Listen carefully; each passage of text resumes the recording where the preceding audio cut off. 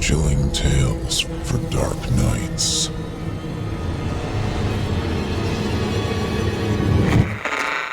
Want to make sure you never miss a Chilling Tales for Dark Nights video again? Be sure to subscribe and hit that bell to turn on notifications.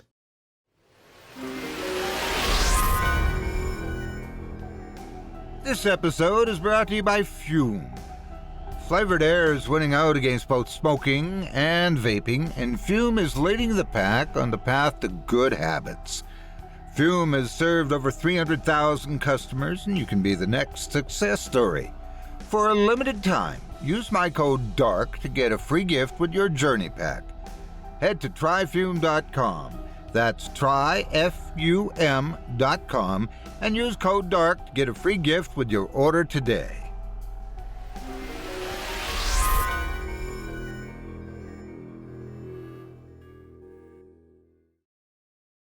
The following program is a production of Chilling Entertainment and the creative team at Chilling Tales for Dark Nights, and a proud member of the Simply Scary Podcasts Network.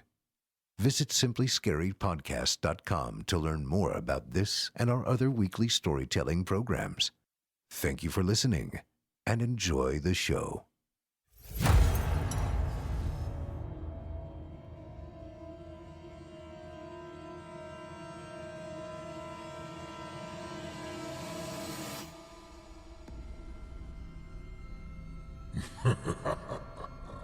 Good evening.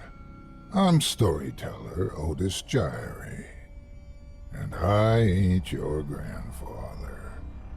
From where I'm from, we don't do bedtime stories. And if that's what you were expecting, you're in the wrong place. If it's terrifying tales you're after, well then, I've got just the thing.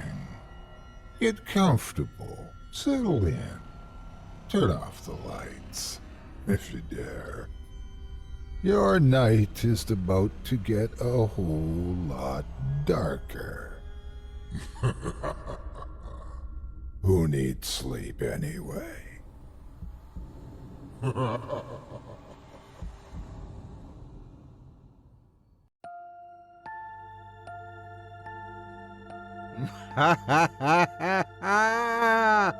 Good evening! You're listening to Scary Stories Told in the Dark. Welcome, dear listeners, to Season 15, Episode 8. I'm your host, Otis Jiry, and in this episode, I'll be performing 3 tales to terrify you, courtesy of authors Finn McCool, Seth Paul, and Warren Peace. Tonight, we'll hear stories of phantasmic prophecy, dangerous devices, and vicious vengeance. You're listening to the standard edition of tonight's program, which contains the first 2 spine-tingling stories. If you'd like to show your support and enjoy an extended version of this and other episodes with twice the terror, visit simplyscarypodcast.com and click Patrons in the upper menu to sign up today. Thank you for your support. Now, it's time to take a walk together down the moonlit trail, so lock your doors, turn your lights down low, and settle in. The show is about to begin.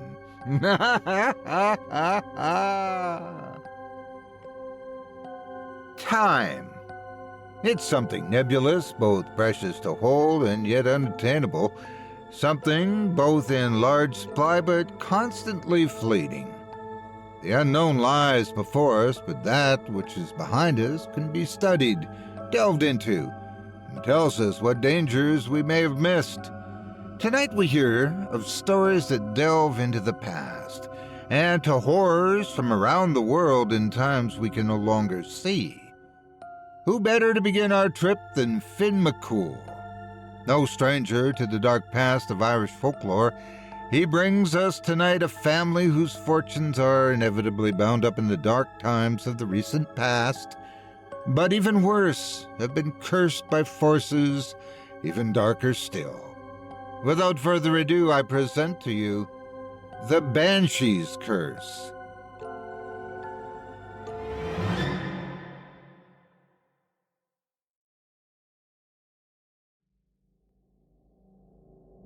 Extract from the diary of Michael Flanagan, Northern California, September 1968. In truth, I was a reluctant revolutionary. I grew up as a middle child in a family of 7, having 2 older brothers and 4 sisters, all living on a small cattle farm in the wildlands of County Donegal. My oldest brother, Seamus, was earmarked to inherit the Flanagan plot of land, which was, frankly, more of a curse than a gift, as our family barely made a living from the rocky and infertile land. The second son, Cattle, was destined for the priesthood, and my sisters would either marry or be shipped off to the convent, depending on their situation. It sounds all very archaic and primitive when I look back on my upbringing and consider how little we knew about the modern world. But it was a different time, and options were limited for a poor Catholic from rural Ireland. I came of age after the Great War and always planned to start a new life in America, dreaming of the bright lights of New York, my planned first stop before I traveled to the barely tamed Wild West. I wanted adventure and doubted I'd find any in my sleepy and poverty-stricken homeland. My plan was to save enough money so I could buy a one-way ticket across the Atlantic. I did eventually travel to the New World, but not in the manner I'd planned. Sadly, I didn't arrive in New York as an adventurer full of childlike optimism. Instead, I fled a war-torn country, trying in vain to escape the curse which had befallen my family and to forget the horrors and tragedies I'd witnessed. I remember the first time I heard of the legendary Banshee of Glenval. I guess I was about 10 or 11 years old, clandestinely sharing a pack of cigarettes with my older brothers as we sat behind my father's cow shed, shivering in the cold whilst looking up at the stars. It was Seamus who told the tale, his blue eyes intense as he whispered his words between puffs. "Do you know what a banshee is?" Seamus asked me coyly. "Sure," I replied, trying to sound confident even though I was a bit uncertain. My brothers saw right through me, of course, and both Seamus and Cattle. Well, they both laughed in open mockery at my youthful naivete. "They're female spirits from the other side," Cattle explained patiently. "When you see one or hear its wail, you'll know somebody in your family's going to die." I felt a cold chill running through me that had nothing to do with the weather, but I tried not to show my fear, knowing that my brothers would never let it go. "Aye," Seamus confirmed. "There are banshees all across Ireland, harbingers of death cursed to walk the land until the end of days. Each one has its own story, and our Banshee is no exception." "Our Banshee?" I asked sheepishly. My brothers gave each other knowing looks before Seamus continued. "That's right. A spirit has haunted our townland for almost 3 centuries. Once she was the daughter of a planter, her family arriving in the early 1600s. Her father was an English nobleman, and they built their fort where the castle now stands." I knew where my brother was referring to, of course, thinking of the grand manor house surrounded by elegant gardens at the far end of the loch. Our small farmhouses and cottages seemed so puny and inadequate in comparison. "What happened to her?" I asked in a whisper whilst meeting my brother's hard stare. I was frightened, of course, but also intrigued. I needed to know how this story ended, one way or the other. Seamus nodded firmly before speaking again. "There was an uprising by the local peasants, by our people. The militia was sent in to put it down, and the rebels were slaughtered. But the nobleman was killed in the fighting, and the fort burned to the ground." "What about the woman?" I exclaimed, no longer able to control my curiosity. Seamus paused, breaking eye contact before he replied in a solemn tone.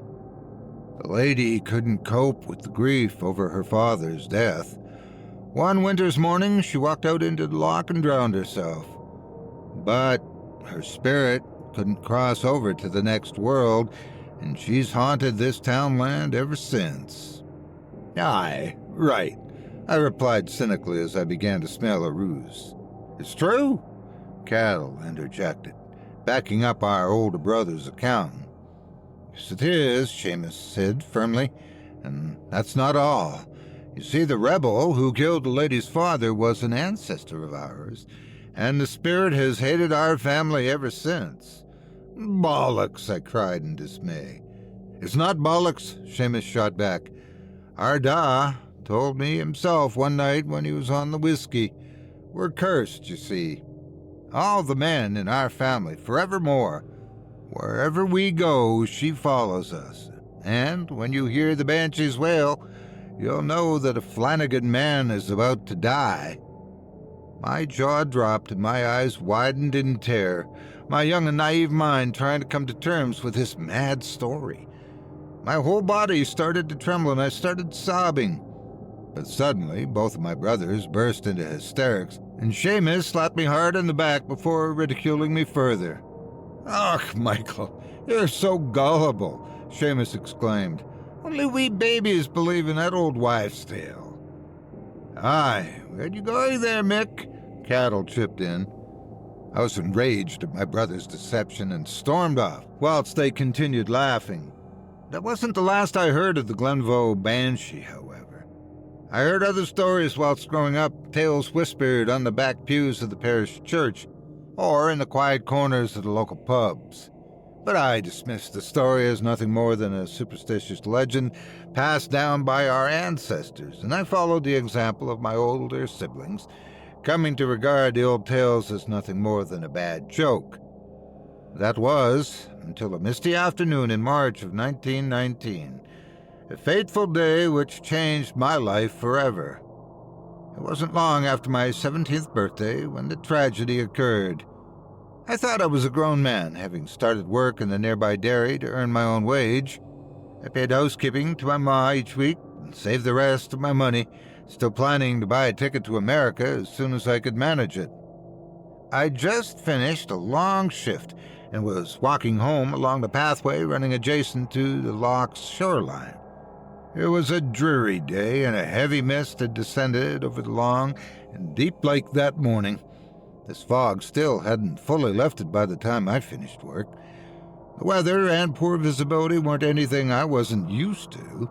Nevertheless, I felt uneasy as I walked the shoreline alone, noting the eerie silence as I looked out upon the still but mist-covered loch.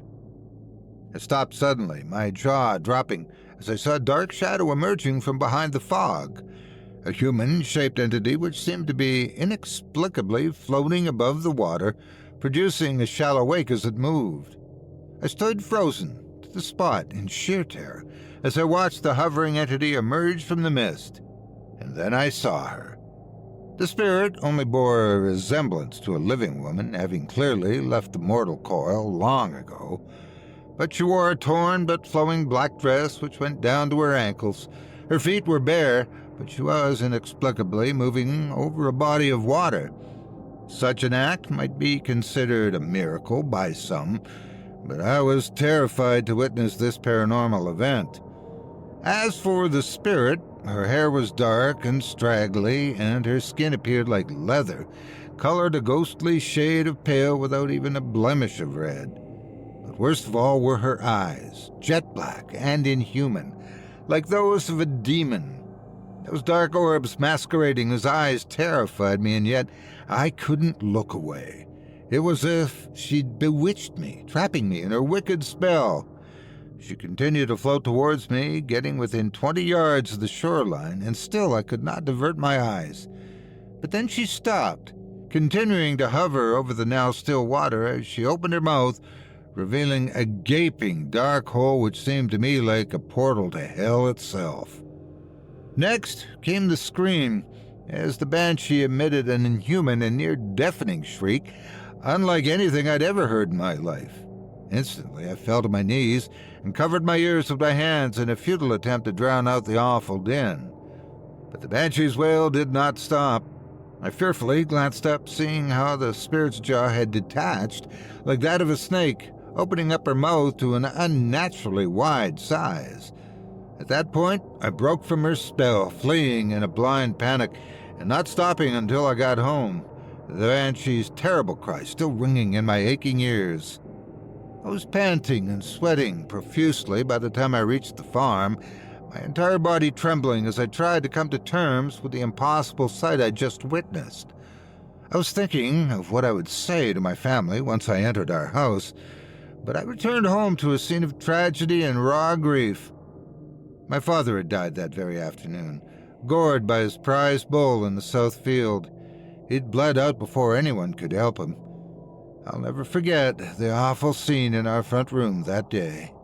My mother, devastated and still in a state of shock, my sisters bawling their eyes out, and my brothers solemn and silent, both appearing like they didn't know how to act. My father's sudden death had a devastating effect on our family. My mother was grief-stricken and never recovered. Seamus became the man of the house, having to take on the running of the farm far sooner than expected. I'd have to say that he did a good job during the next few months and got on with the work without complaint, but I sensed a dark anger inside of him, a fury that often threatened to consume him. I never told any of my family about my encounter with the Banshee on the loch. I thought this revelation would only add to the trauma my mother and siblings were living through.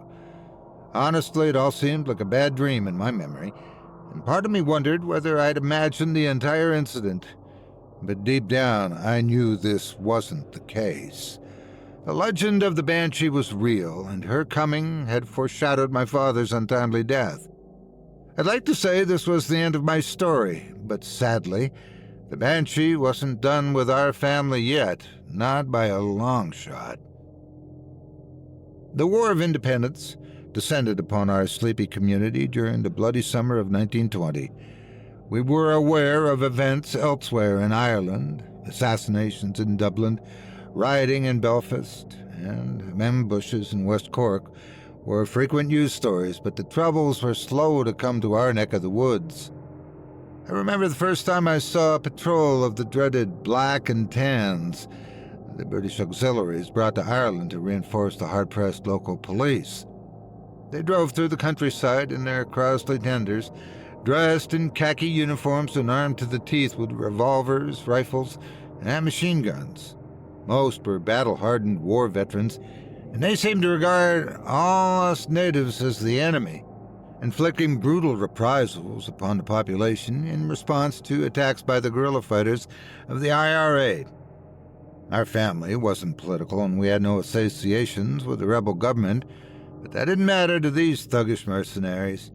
Cattle was stopped one day coming home from work. The Tans began questioning him aggressively, even though my brother knew nothing about the IRA or their members. And they beat Cattle badly, breaking his ribs, knocking out his front teeth with the butt of a rifle. Seamus was furious when he learned of the assault. He considered the attack as a personal insult against our family and vowed revenge. I don't know when exactly he took the oath, but I know Seamus joined the IRA and Cattle followed in his footsteps as soon as his injuries healed. I would have joined up too, but my mother wasn't having it. Ma was still grieving the loss of our husband, and she threw a fit once she discovered that two of her sons had joined the IRA. She became hysterical, fearing that she'd lose all her boys to the savage war ravaging our country. There was no talking Seamus and Cattle out of it, however. They weren't going to stand down, not until the fight was won. But I was the youngest son, and our ma insisted I stay out. At the time, I was resentful and angry, but I subsequently came to realize my mother was right. But unfortunately, I could not escape the shadow of the conflict. It was a sunny morning in July when I heard the ominous crack of rifle fire and rat-a-tat of machine guns.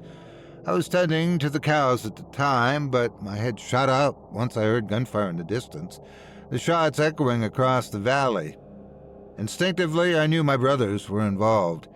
They hadn't come home the night before, causing our mother no end of worry. I didn't know what they were up to at the time, but Seamus and Cattle must have been setting up an ambush, with their flying column lying in wait for a British patrol to shoot up. The fierce gun battle probably only lasted 10 minutes or so, but it seemed like an eternity as I stood in the backfield, fearing for the lives of my two older brothers. The chaotic din soon drew the attention of my mother and sisters, and they came to join me in the field, their faces drawn, full of worry.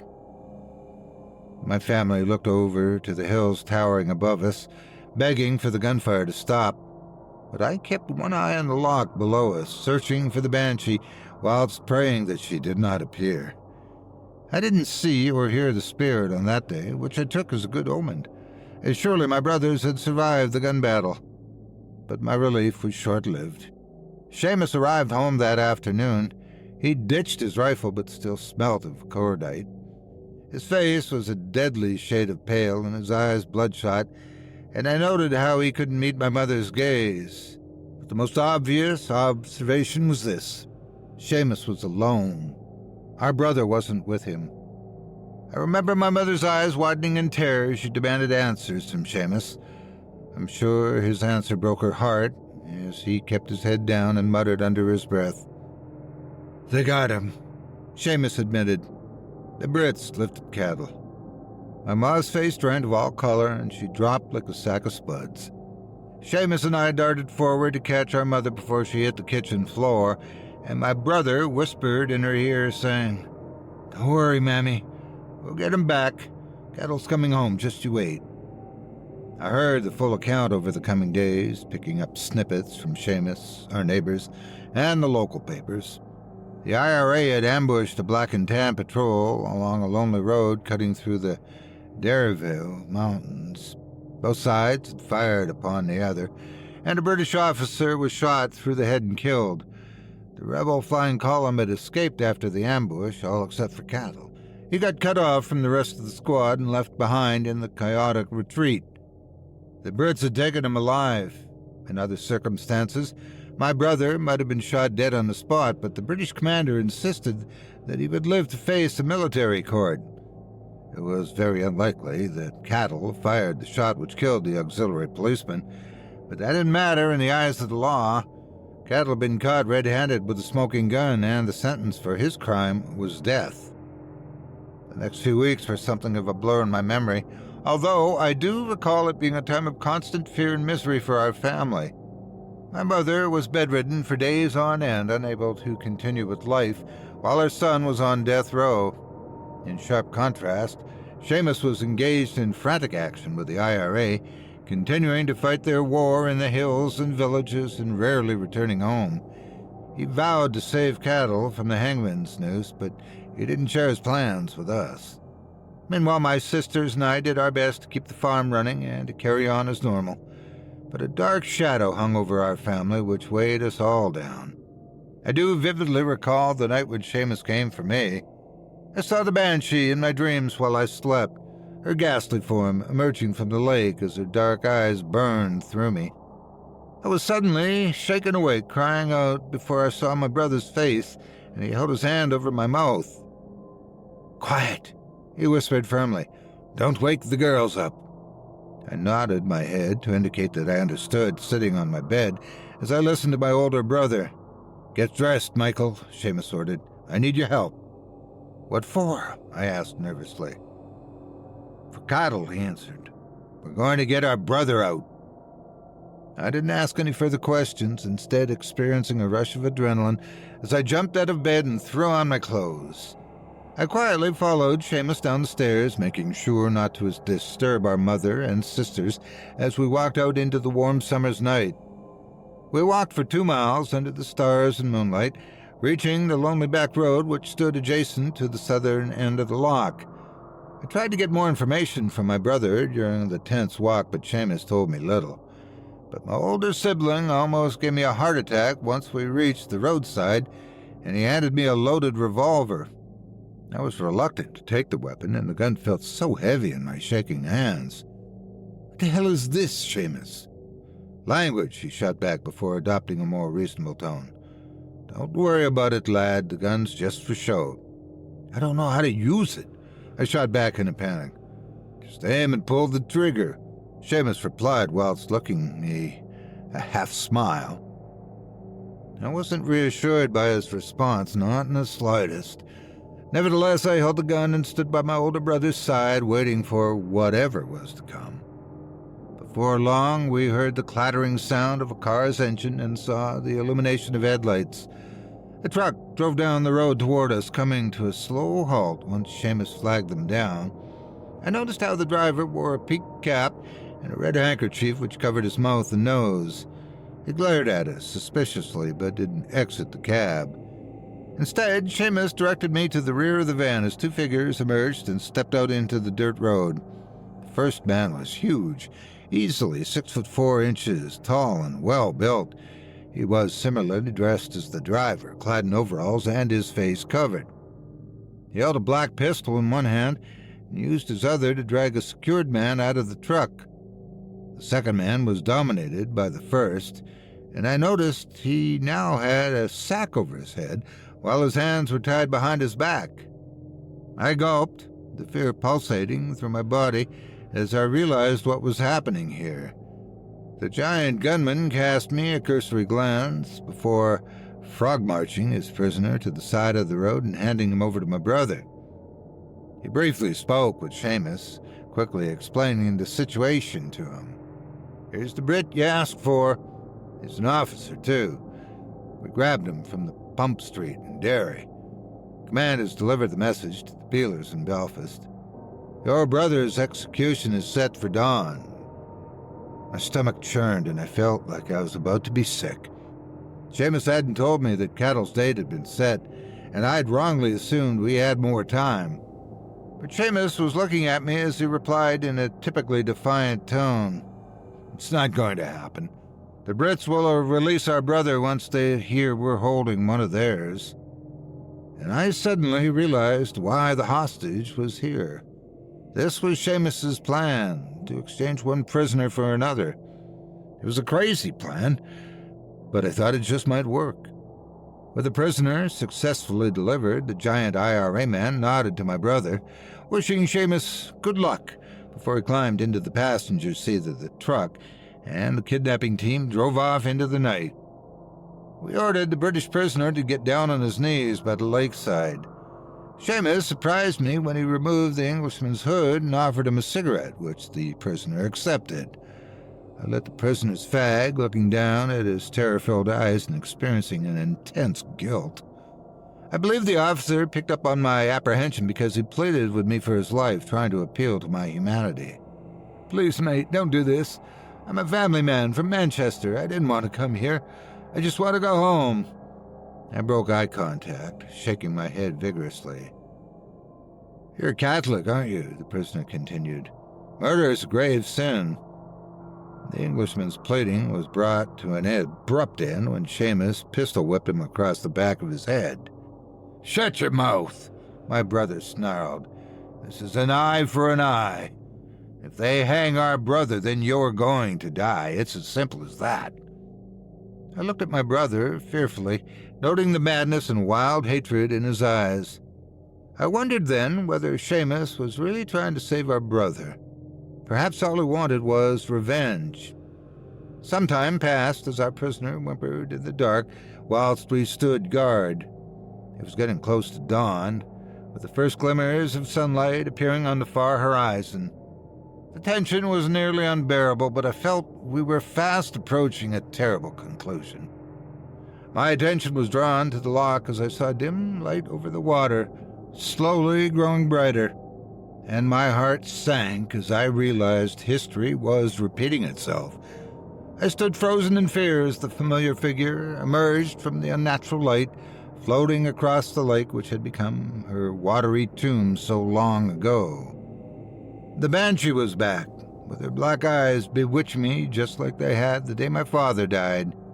She continued to advance across the dark water, her jaw dropping as she prepared to deliver her hellish wail. "Sweet Jesus," Seamus swore. I turned to face my brother and saw the shock and fear in his eyes as he witnessed the dark spirit for the first time. And then she started to scream, that horrible din, which could only mean one thing. Tears were running down my cheeks as the grief overcame me. I knew what the Banshee appearance meant.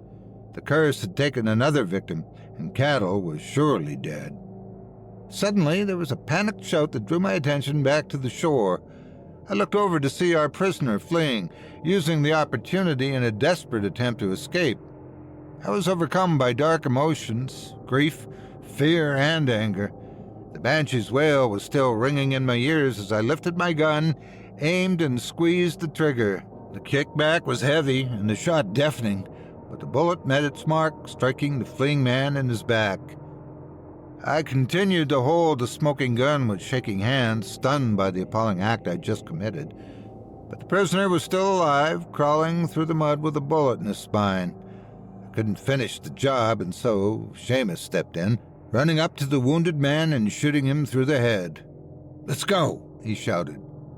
And I broke from my shock-induced trance, casting one last look at the wicked spirit screeching on the lock before I followed my brother and fled up the road.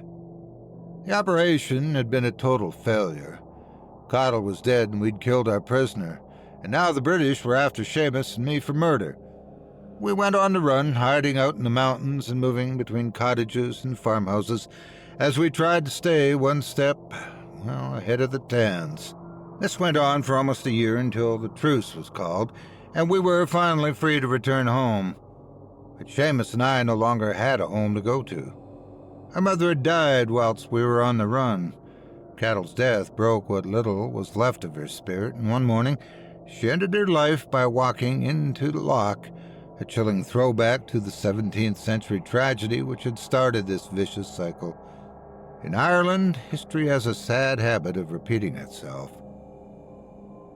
My oldest sister, Teresa, had been forced to sell the farm during our lengthy absence, and our family was scattered.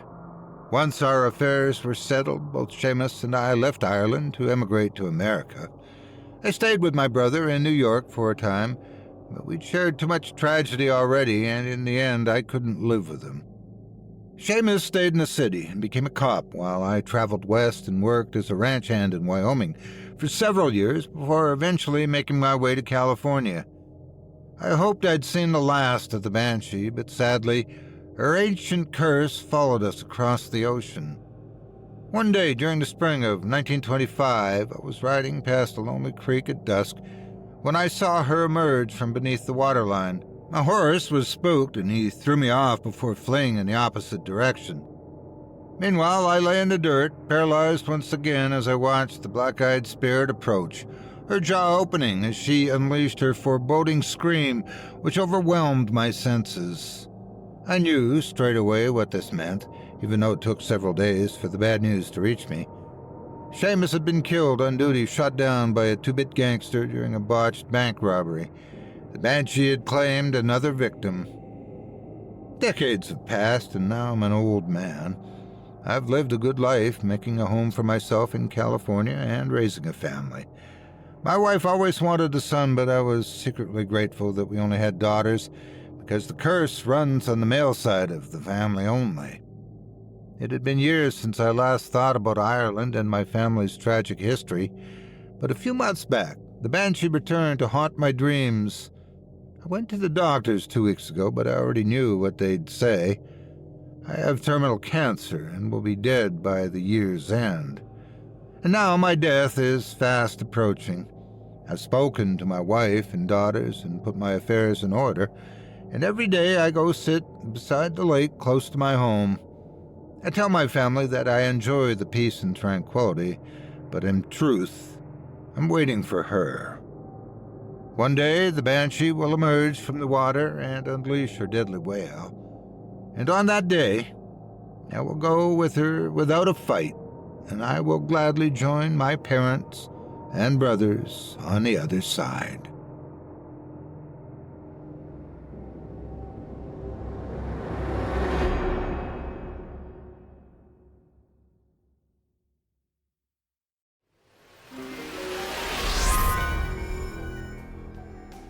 This episode is brought to you by Fume. Hello. Look, we all have our bad habits, but some are definitely harder to change than others. But you know something? Hard doesn't have to be the opposite of fun. See, there's news on the horizon. Smoking and vaping are facing stiff competition from a newcomer, flavored air. Yes, you heard that right, flavored air. Technology is wonderful, ain't it? This alternative is coming up quickly, and not only is it helping people change their bad habits, it's a vapor-free, nicotine-free, and best of all, guilt-free thing. But why bring this up in the first place? Because, my friends, if you're trying to get into good habits and don't know how to do it, I'd like to introduce you to the leader of the flavored air movement, Fume. You see, Fume is not flavored air in and of itself. It's a great way to enjoy flavored air, all wrapped up in a nice, neat, handsome package made with a wood and metal finish, which not only looks great, but is loaded with all kinds of little dials and magnets that keep your hands busy when you suddenly feel the need to fidget. And as far as enjoyment, well, I'll let you be the judge of that with the different flavors of air available, including orange vanilla, crisp mint, and even more exotic varieties to keep you from dropping back into bad habits. And who knows?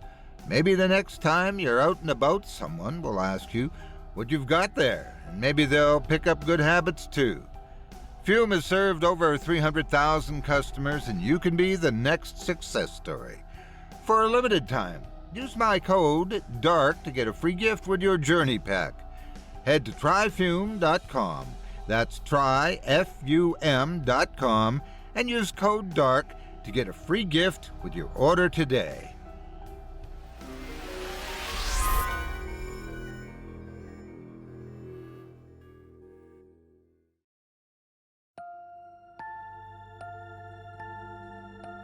I hope you enjoyed The Banshee's Curse by Finn McCool as performed by yours truly.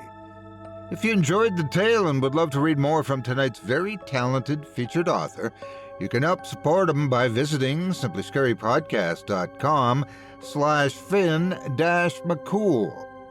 That's simplyscarypodcast.com/FINN-MCCOOL.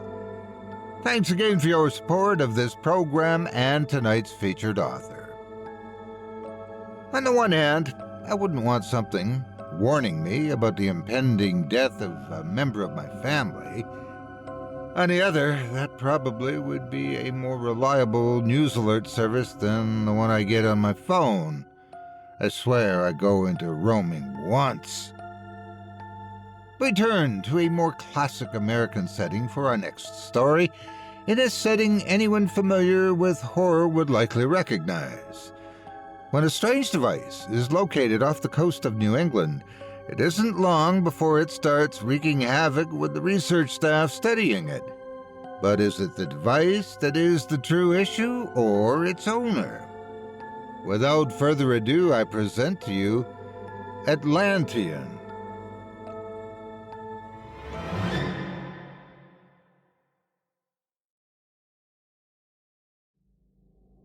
We think we dream, but the dreams of the dreamer cannot dream. We are but clouds in his mind, and when he awakes, we shall scatter as errant whispered thoughts. Awaken he shall. These words were not spoken, but written by my once great colleague, Wilson LaChance, fellow scholar and researcher at Wells Gate Museum of Natural History, but a hop and a skip away from our old alma mater of Miskatonic. He spelled these words in what I can only assume was his own blood, for it was the only substance of which he had access to, having been locked up in Arkham Sanitarium for his own good. He was not allowed access to anything of particular sharpness or heft in the event he attempted to use it upon himself or others, but we had underestimated his ability to harm himself using but his own two hands. I'd been at the museum late with him, and he had been studying a remarkable artifact that had come to our collection but a scant month ago, collected from one of the many fishing boats that line our coast and provide New England with a bevy of delights for which we're best known. In one trawl came both a vast net of tuna and a strange trapezoidal contraption, not perfectly aligned but rising along one edge, and despite it clearly being an object of distant age, it had not succumbed to the ravages of either time or the ocean. It was of a pure shine, though its inky surface did not cast any reflection on those who gazed upon it. It was delivered to the museum as a matter of course, and instantly Wilson demanded the chance to study it before his other colleagues. When asked why, he simply stated that as one of the senior members of staff, he was within every right to ask such a favor, and that this could add credence to his long-held belief that this artifact derived from Atlantis, that sunken city so often discussed in the works of the ancients. I myself was very much against the idea of it existing, and for an artifact to be within a few miles of the Massachusetts coast, instead of lost forever in the far depths of the Atlantic, seemed unlikely. The luck of a diver off the Azores locating such a thing?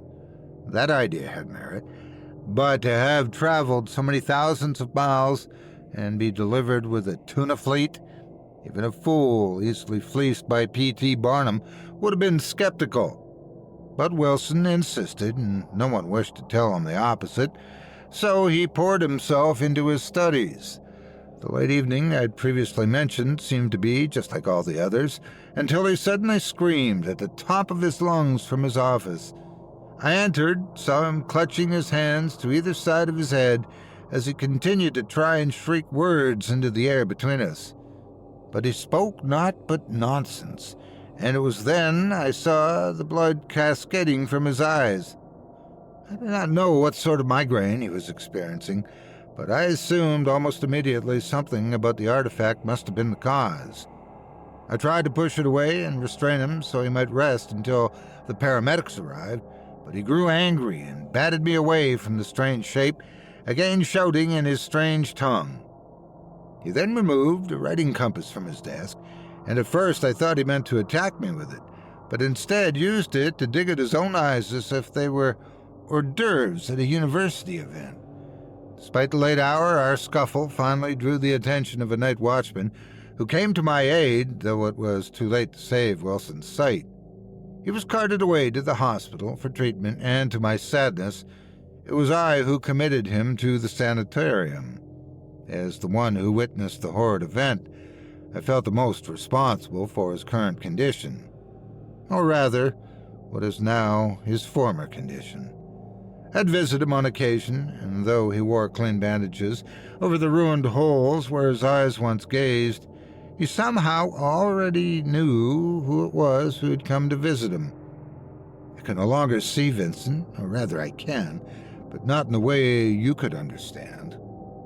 At this, he would descend into peals of laughter that would go on for hours. This went until the day in which I was called to his chambers, where I read the words in his blood on the wall, and he himself was as dead as any man could be. He reposed, stretched out upon his bed, his hands in a rictus, having taken his bedsheets and wound them around his neck. I'd heard it was impossible for one to strangle himself, because losing consciousness, the grip would cease. But Wilson achieved the impossible and held with such a grip that he could not possibly have let go. The doctors were astounded, for while the strength required was great, it was the sheer determination to end his life that they found most compelling. Thus it was that I lost a dear colleague and friend, and though there would be time for proper mourning, the shock of seeing him in such a state put me into a sort of a fugue, and when I finally came back to my proper senses, I was back at the museum.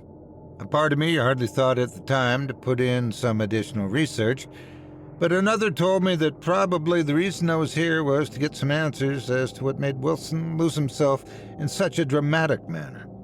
I went down the hall to the offices we shared, and was shocked to find our light had been turned on, and in the light pooling out onto the floor I could see the shadow of a figure rummaging back and forth.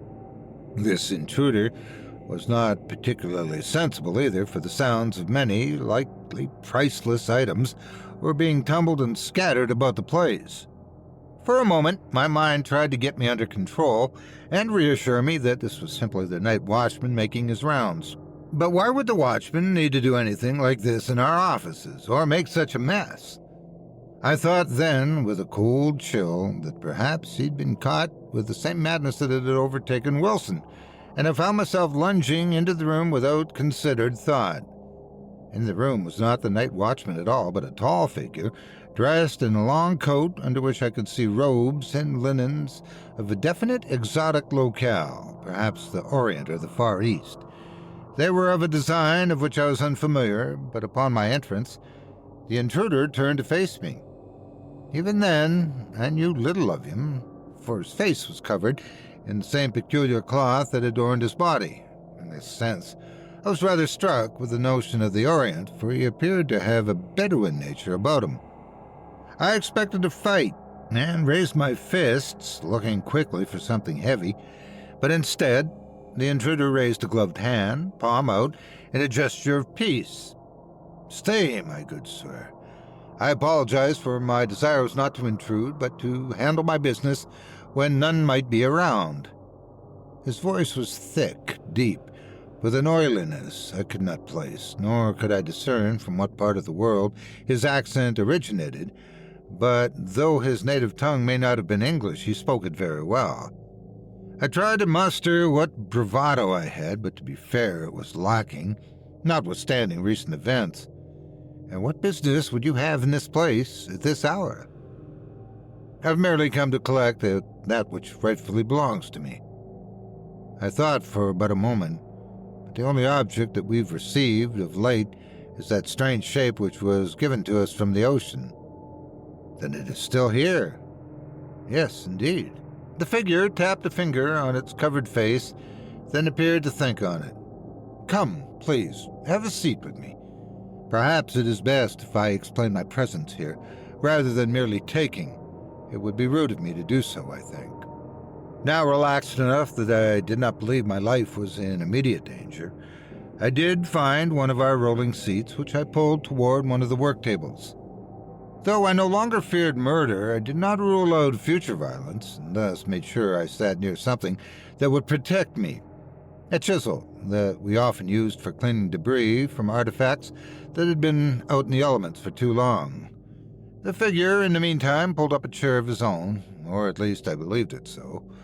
For a moment I thought perhaps he'd merely extended his hand and the chair rolled into it on its own accord, but it had to have been the late hour and a trick of my eyes. "This object of which you speak, you have not examined it yourself?" I shook my head. "No, or at least not directly. I've seen it, but I've not laid hands on it and dug into its secrets as my colleague did." "Your colleague? Where is he now?" "I'm ashamed to say he departed this world earlier this evening by his own hand, though he left a message speaking of dreams and dreamers." That is unfortunate." The figure stood, turning his attention to the side office, where Wilson did most of his studies. "Was that his place of study?" "Yes." The longer I sat there, the more my mind raced to understand the oddity of this encounter, and yet my body and speech reacted as if this were a meeting like I would have with any other scholar. This could not simply be an effect of the evening. It felt, in some regard, that forces, not of my own, were having control over my senses. The figure went in then, his coat and clothing billowing behind him as he moved, looking like a living comet streaking across the room, and a few moments later returned with the strange artifact and regained his seat. He stared at it intently, and for a moment I thought I saw a strange glint in his eyes, like the reflection one sees in a cat's eyes when the light catches it the right way, and this time I did not think it was merely the hallucination of a tired mind. "It is beautiful in its way." I tried hard to create small talk, despite it not appearing to make much difference to the situation. "To the uninitiated, it is an oddity beyond understanding. For those who are accustomed to the proper knowledge, it is but a trinket. A useful trinket, but a trinket nevertheless." He spun it around in his hands. "You are a purveyor of history, are you not? Are you aware of the continent of Atlantis?" Upon hearing those words, the skeptic in me erupted at full flare, and for a scant few moments my actions were once again entirely my own. I am aware of its existence in the works of Greek scholars and speculative fiction. As to its veracity, I know the search for it led to my colleague's demise, and thus I have a poor opinion of it. So it does not exist because you don't believe it does. Do you exist if Atlantis does not believe in you? I exist because I do. I know I do. The man placed the device on one side of the nearest workbench. Then Atlantis does not need your permission to exist, and exist it does.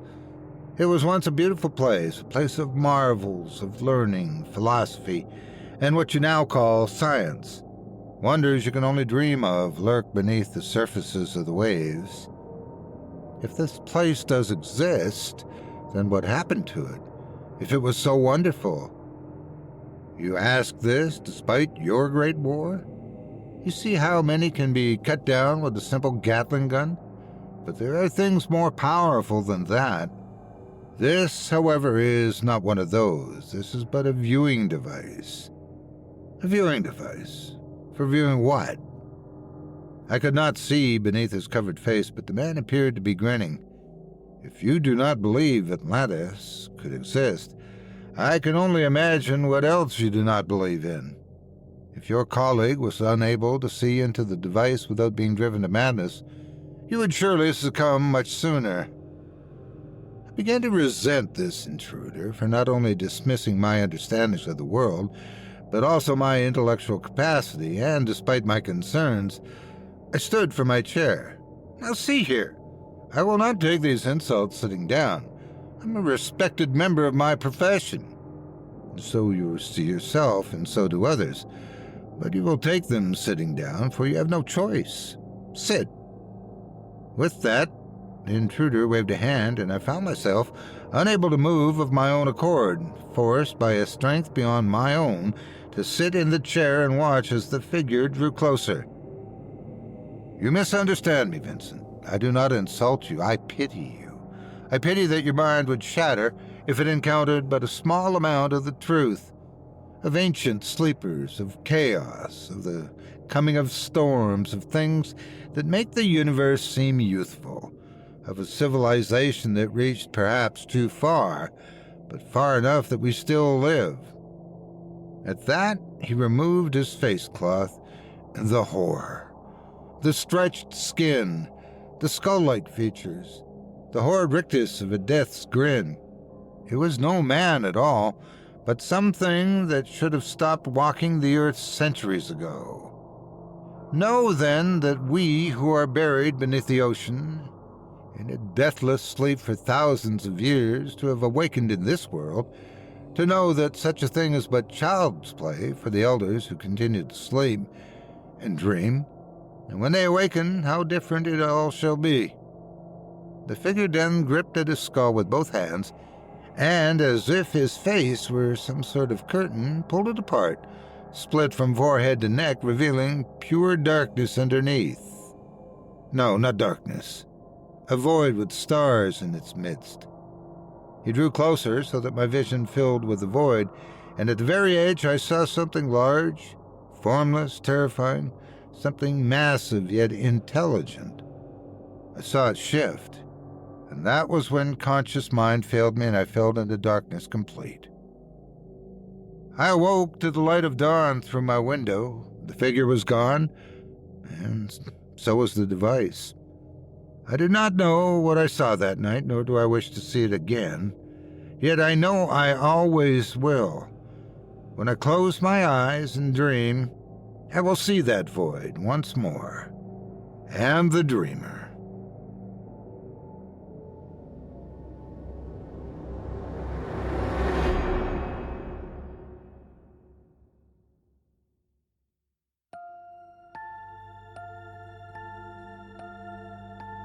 I hope you enjoyed Atlantean by Seth Paul, as performed by yours truly. If you enjoyed the tale and would love to read more from tonight's very talented featured author, you can help support him by visiting simplyscarypodcast.com/Seth-Paul. That's simplyscarypodcast.com/SETH-PAUL. Now, before we go, I'd also like to take a moment to thank you personally for joining me on this episode of Scary Stories Told in the Dark. If you've enjoyed what you've heard on today's program, please take a moment to stop by our iTunes page or wherever else you listen to your favorite podcasts and leave us a 5-star review and a kind word. It makes a huge difference, and it would mean a lot to us. If you'd like to hear a premium extended edition of tonight's and all of our other episodes featuring Twice the Terror, visit simplyscarypodcast.com today and click the Patrons link at the menu at the top of the screen. You'll find yourself at chillingtalesfordarknights.com, where you can purchase season passes for this podcast and our other quality storytelling programs, or become a patron for as little as $5 per month, and get access to our entire audio archive dating back to 2012, all of it ad-free. If you happen to use Facebook, Twitter, Instagram, or YouTube, you can follow and subscribe to Chilling Tales for Dark Nights there, where you'll get all of our latest updates and new releases and have the chance to interact with us each and every week. You can subscribe to me on YouTube as well at the Otis Jiry channel, where you'll find releases of my series, Horror Story Time, dating back to 2014. And you can find me on Facebook, Twitter, and Instagram too. Just search for Otis Jiry. Until next week, stay spooky and get some sleep if you can.